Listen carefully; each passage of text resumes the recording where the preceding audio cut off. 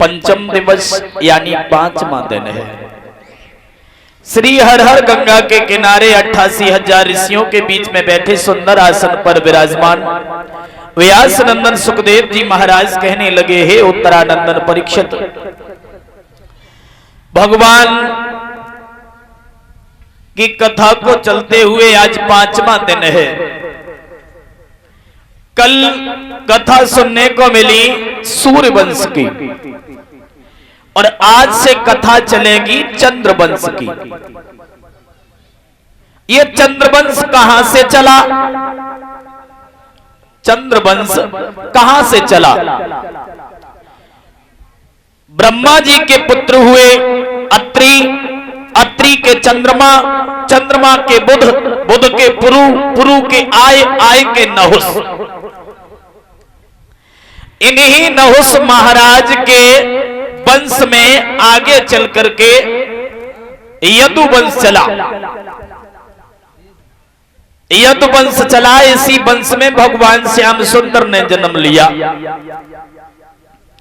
लेकिन एक बार महाराज नहुस ने यह प्रण किया कि हम 100 यज्ञ करेंगे, और 100 यज्ञ जब पूरे कर लिए तो जो 100 यज्ञ पूरे कर लेता था वो स्वर्ग का अधिकारी हो जाता था।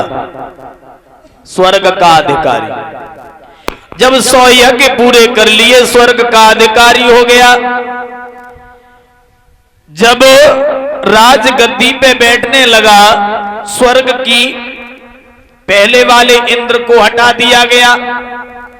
तो परीक्षित महाराज, इंद्र किसी इंसान का नाम नहीं था, इंसान का नाम नहीं था, इंद्र एक पदवी का नाम था। जैसे प्रधानमंत्री, मुख्यमंत्री ये पदवी है, कोई इंसान का नाम नहीं है। जो भी उस कुर्सी पे बैठ जाता है वही मुख्यमंत्री बन जाता है, वही प्रधानमंत्री बन जाता है। मुख्यमंत्री या प्रधानमंत्री किसी इंसान का नाम नहीं है, एक पद का नाम है। उसी तरीका से देवराज इंद्र, यानी इंद्र जो राजा बन जाता था स्वर्ग का, उसी का नाम इंद्र पड़ जाता था। ये नहुस जो था वो इंद्र बन गया। जब ये अपने महल की ओर जा रहा था, एक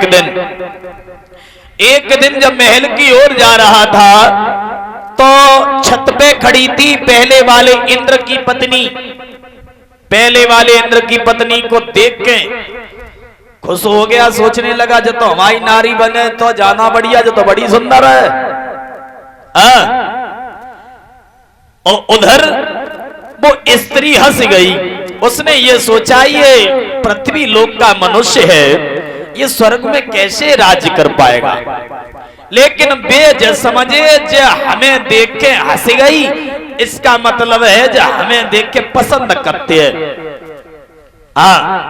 एक पत्र लिख दिया, पत्र लिख करके भेज दिया कि हम तुमसे भेंट करना चाहते हैं, तुम हमारी पत्नी बन करके रहो, और अगर तुमने ऐसा नहीं किया तो हम तुम्हें और तुम्हारे पति को दोनों को मरवा देंगे। तो नारी, ध्यान रखना, नारी वही चालाक होती है जो खुद भी निकल जाए, अपने पति को भी निकाले। पति पर विपत्ति हो और नारी भाग जाए तो पत्नी नहीं है। उस स्त्री ने सोचा अगर मैंने मना कर दिया तो ये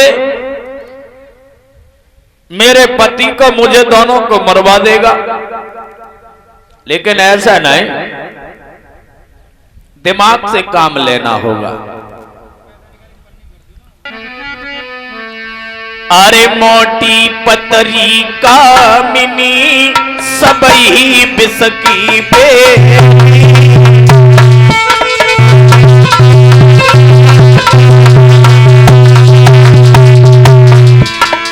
तो सुमन मारे दाऊ से जे मारे हंसी खेली।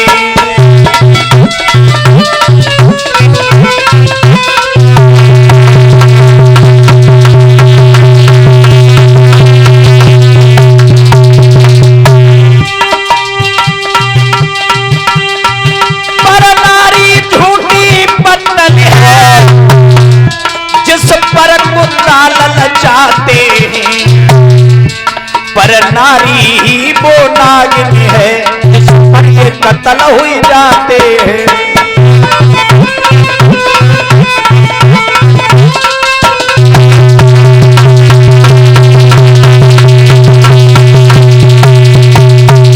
आज पत्र लिख दिया कि हम तुमसे भेंट करना चाहते हैं, और अगर तुमने ऐसा नहीं किया तो हम तुम्हें और तुम्हारे पति को दोनों को फांसी लगवा देंगे।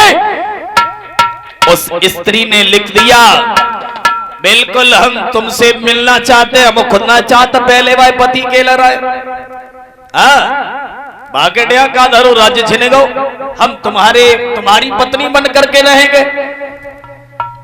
लेकिन जब आप हमसे मिलने आए तो कहारों की जगह संतों को लगा के लाएं डोली में। समझ नहीं पाया। क्यों नहीं समझ पाया? चला बीमारी है।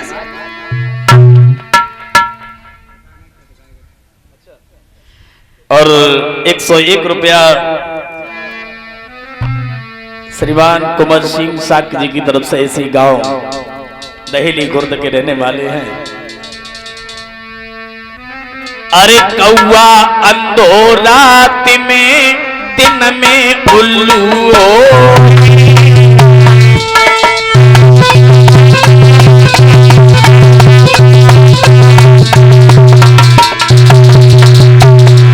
अरे कामी अंधो इश्क में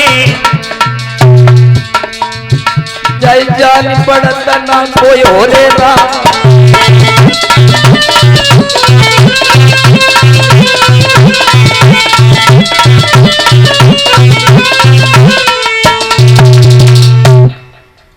आज समझ नहीं पाया। और एक बात हमारी तो आज तक समझ में ना आई। गुरुजी एक भजन गाया करते थे कि क्या छुपा दिया हर नारी में जो नहीं देखने में आता है। इंद्रजीत और नारी के आगे सूरवीर बलवान तलक झुक जाता है।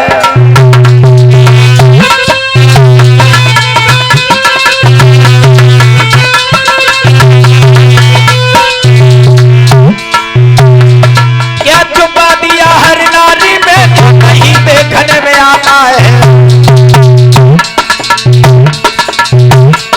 नारी के आगे सूरवीर बलवान तलक झुक जाता है।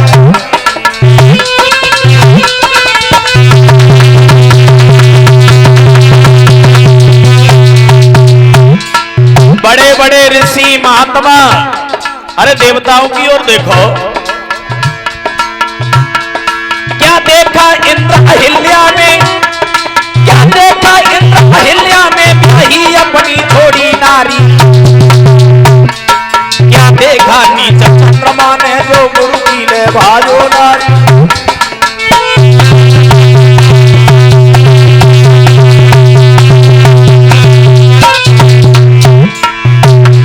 अरे विश्वामित्र मेनका के सतवन के बीच में बौरा ने देखो नारद को नारी के पीछे घूमे भय दीवाने।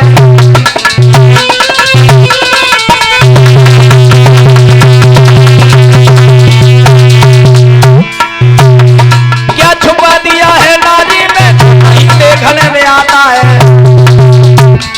नारी के आगे सूरवीर बलवान तलक झुक जाता है। तलक झुक जाता है। तलक झुक जाता है।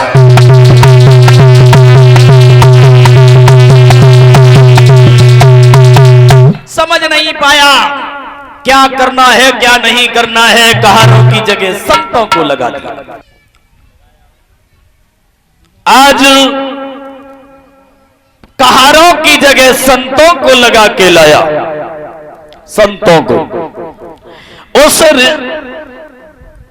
पालकी में ऋषियों को लगा के लाया। उसी में दुर्वासा ऋषि भी लगे हुए थे जो बहुत क्रोधी महात्मा थे।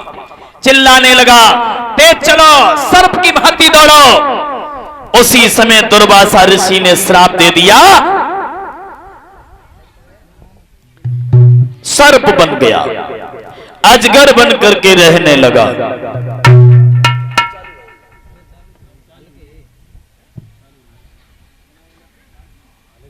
हल्की आवाज थोड़ी सी। अजगर बन करके रहने लगा। उन्हीं नहुस की संतानें हुई, 6 पुत्र हुए। बड़े पुत्र का नाम था यति, उससे छोटे पुत्र का नाम था ययाति। बड़े पुत्र ने राज्य करने से इनकार कर दिया, तो उससे छोटे पुत्र ययाति को राजा बनाया गया। जब ययाति वहां के राजा बन गए, धीरे धीरे समय व्यतीत होता चला गया। एक बृहस्पति नाम का राजा था, जिसकी एक सुंदर कन्या थी, जिसका नाम था शर्मिष्ठा। उनके कुल गुरु थे शुक्राचार्य, जिनकी एक सुंदर बेटी थी, जिसका नाम था देवयानी। देवयानी और शर्मिष्ठा में बड़ा प्रेम था। एक बार देवयानी और शर्मिष्ठा स्नान करने के लिए गई। पहले स्त्रियां जल में नग्न होकर के स्नान किया करती थी, तो धोखा से शर्मिष्ठा के कपड़े देवयानी ने पहन लिए। तो शर्मिष्ठा की सखियों ने कहा, देख ले तेरे टुकड़ों पे पड़ती है, तेरी बराबरी कर रही है। इस वजह से उस शर्मिष्ठा ने देवयानी को कुआं में ढकेल दिया। आज कुआं में बेचारी पड़ी है, लेकिन उसे कोई निकालने वाला नहीं है। अकस्मात भगवान की कृपा से देवयानी कुआं में रो रही है। उधर से महाराज ययाति का आना हुआ। राजा ययाति को जब घोड़ा पर देखा, लेकिन अब उसे पता तो है नहीं कौन जा रहा है, क्या हो रहा है। तो घोड़े की टाप की आवाज जब उस देवयानी ने सुनी तो बोली, अरे घोड़ा वाले पटोही निक रुकी जाइयो, मैं तो तेरी रही।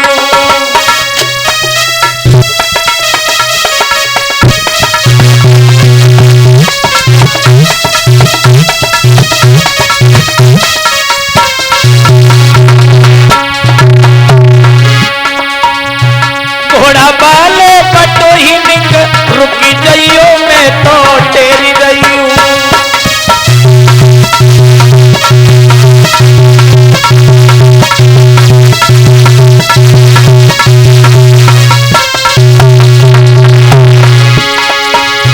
अरे सखी मेरी न मोए धक्का,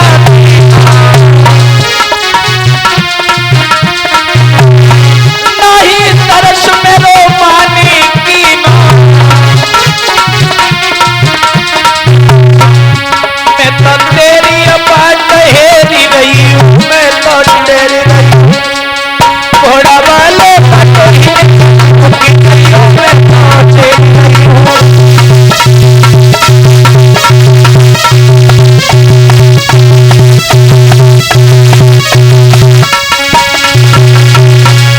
आज आवाज लगाई है। उसी समय राजा ययाति ने घोड़े की रस्सी को निकाला और देवयानी को उस रस्सी के द्वारा बाहर निकाल लिया। और जैसे ही हाथ पकड़ के निकालो, कई अब तुम घरे जाओ, जब बताओ लली तुम्हें जब कुआं में डालो किन्ने? हमें? हाँ, एक मेरी सहेली थी। अच्छा, तो बस सहेली की चलो सरोवर नहाया, तो सरोवर नहाए आई। तब तक थोड़े महात्मा आए गए। जब महात्मा देखे तो मैं एक दूसरी बड़बड़ाई बजी, एक दूसरे कपड़ा पहन ले। अच्छा, वह राजा की बेटी थी, अब मैं शुक्राचार्य की बेटी हूँ। अच्छा, तो माने हमें बहुत मारो है, माने हमें घुमाए के मारो है। अब बेई नगटी हमें कुआं में डाली गई। चलो रो नहीं। मैं तो ना रोत बहुत पेट रोत दैया। अरे हाँ, रो मत। अब हमने तुम्हें निकाल दिया, अब तुम घर पे जाओ। अब हम घर ना जाएं। क्यों? अब हम घर ना जाएं, अब हम तुमसे करें ब्याह। जो कौन सी बात भाई? अब तुमसे ब्याह कर ले। हम तो ब्याह करे ना तो बस और तुम ना ब्याह करे तो टमाटर के पेड़ में फांसी दे मत जाए दैया मेरे। रो मत। और रो में काम आई तो ना को रोते हैं। तो देवयानी बोली अरे हाथ पकड़ लो तुमने मेरो तबा को पर निभाती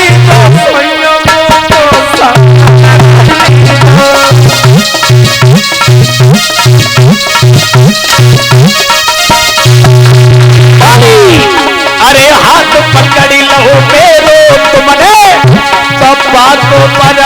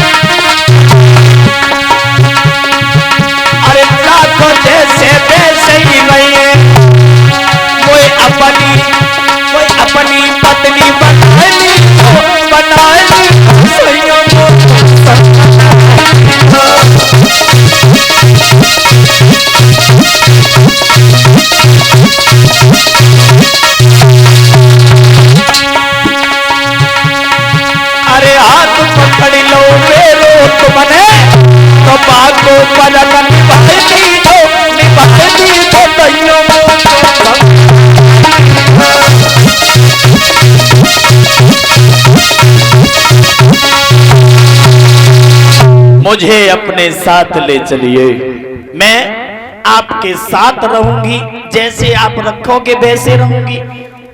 राजा याती कहने लगे जान न पहचान मैं तेरी मेहमान है?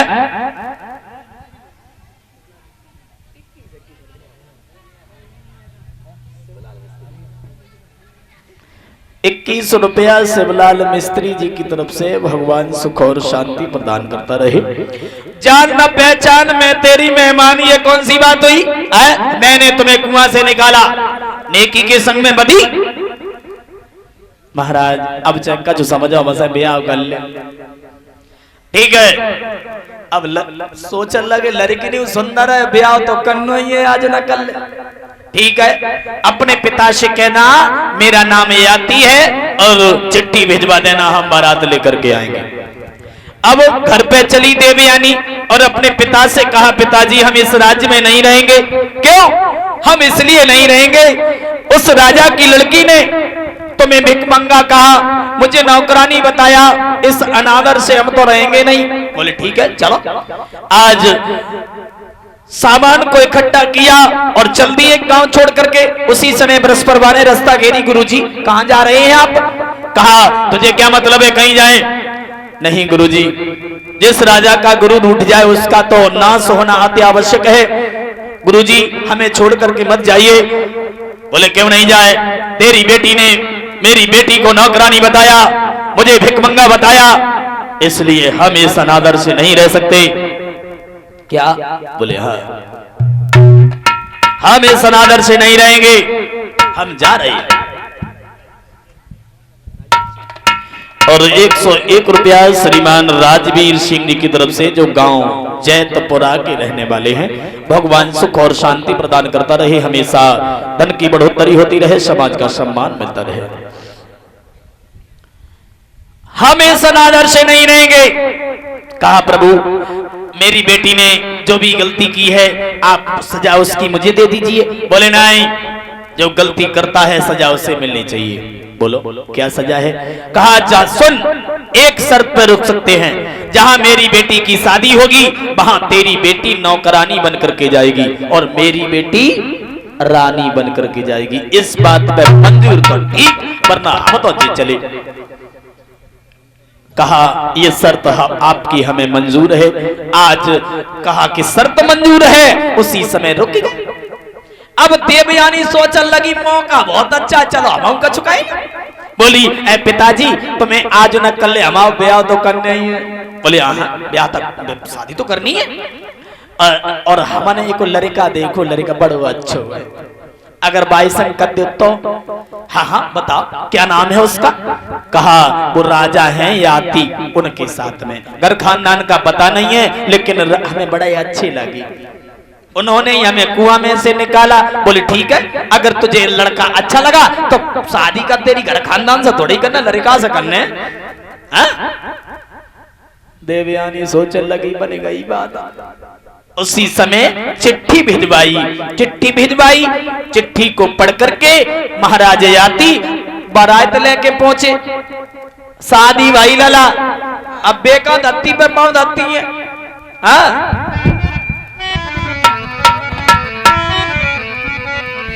अरे तब दीनी भमरिया डारी और लेके चल दीनी सुकुमारी।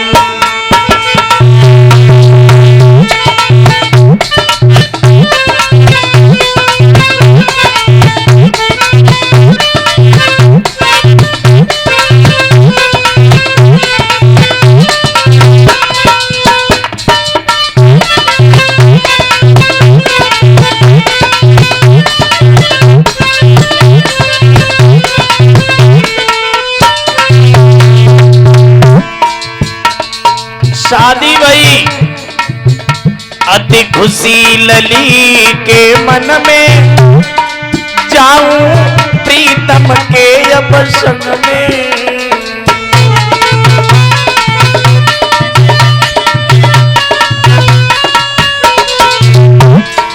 मिल गए मन के मोहे भरतार, लेके चली दी सुकुमारी।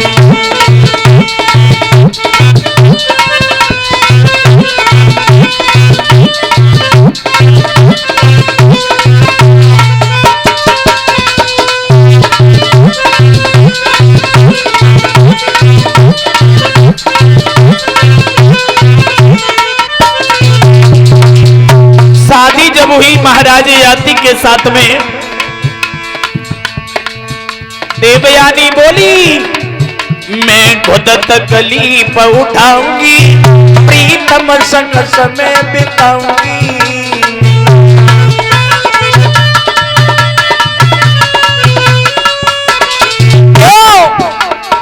मिल गए मन के मोए भरतार, लेके चली दी सुकुमारी।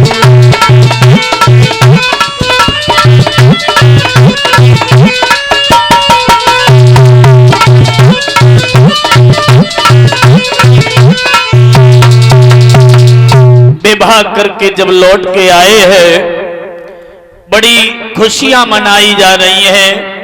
लेकिन जब लौटे उस वक्त चलते समय शुक्राचार्य ने एक बात कही थी, सुनिए महाराज, मेरी बेटी की शादी तुम्हारे साथ हो रही है, लेकिन ये नौकरानी तुम्हारे साथ भेज रहे हैं। ध्यान रखना, पत्नी व्रत का पालन करना, कभी ऐसी बात ना हो जाए जो इस दासी से संबंध बना लें आप। ध्यान रखना इस बात का। बोले ठीक है आपकी आज्ञा शिरोधार्य है। आज महाराज चले। धीरे धीरे धीरे धीरे वक्त बीतता चला गया, लेकिन कभी ऐसा हुआ है परीक्षित महाराज आग लग जाए और धुआं ना हो? ये कभी नहीं हो सकता। आज नहीं होगा कल होगा। बात ये हुई जो शर्मिष्ठा थी उसके गर्भ से 2 बालक पैदा हुए, यानी नौकरानी के गर्भ से 3 बालक और रानी के गर्भ से 2 बालक। लेकिन मालूम बनाया थी कि रानी के गर्भ से के बालक आए और हाँ वही बात है। अब एक न एक दिन तो मालूम पड़ेगा, चोरी हो जाए और पता ना चले कि घर पे चोरी भई। एक दिन राजा के मुंह से धोखा में निकल गई। देवयानी से कही, क्यों देवयानी तेरे बच्चे तो हैं तो इतना उधम करते हैं, इतना उधम करते हैं, बहुत ज्यादा बाकी 3 है 3 बिल्कुल उधम नहीं करते। देवयानी बोली किनके किनके ना तो तले अंगुली दबा गए महाराज, ये क्या हुआ, तो पोला ही खुल गई।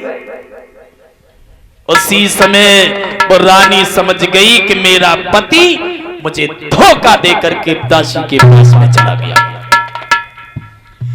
रथ पर सवार हुई, अपने पिताजी के पास पहुंची, कहा पिताजी उस घमंडी राजा ने तुम्हारा वचन तोड़ दिया, दासी से संबंध बना लिए, उसने 3 पुत्र पैदा हुए हैं उसके द्वारा। अंजलि में जल लेकर के श्राप दे दिया, जो यौवन के मद में तूने मेरा वादा तोड़ा है वो यौवन आज ही चला जाए और तुझ पर आज ही बुढ़ापा आ जाए। आज राजा ययाति पर बुढ़ापा आ गया। समझ गए ये श्राप हमें केवल शुक्राचार्य ने दिया है। घोड़ा पर सवार हुए और राजा शुक्राचार्य के पास पहुंचे, हाथ जोड़ करके कहने लगे भगवान मैंने कोई पाप नहीं किया। बोले पाप नहीं किया, मैंने तो उससे पहले ही कह दिया था कि पत्नी व्रत का पालन करना, तूने मेरे वादे को तोड़ दिया, मेरी बेटी का विश्वास जीत करके जो विवाह किया था उस विश्वास को तू भी तोड़ दिया, विश्वासघात किया है तूने मेरे साथ। उसी समय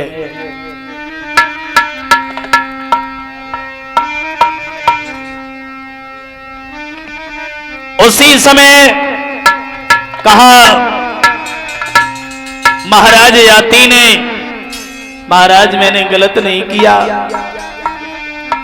अरे नारी मांगे यदि रति दान तो देना दान कहाया है।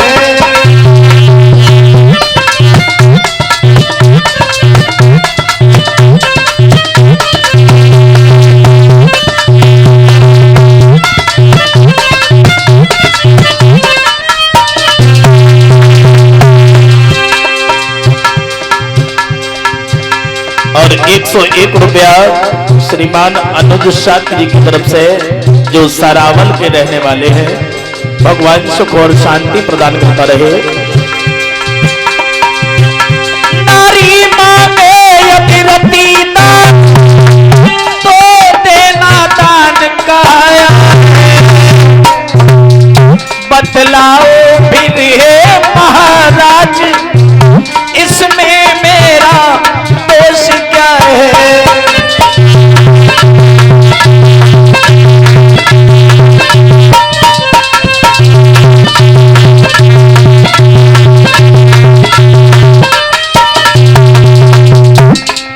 और 51 रुपया हमारे करीब भिजवा रहे हैं पंचम सिंह जी की तरफ से।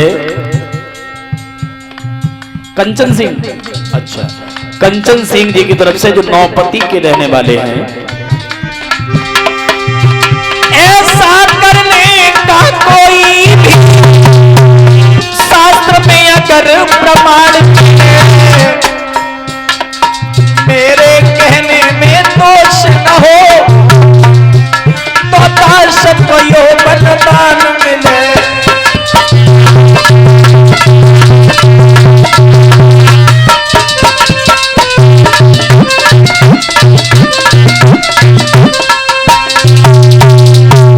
कहा है भगवान ऐसा करना अगर गलत लिखा हो शास्त्र में तो आप मुझे बिल्कुल दंड दे सकते हैं,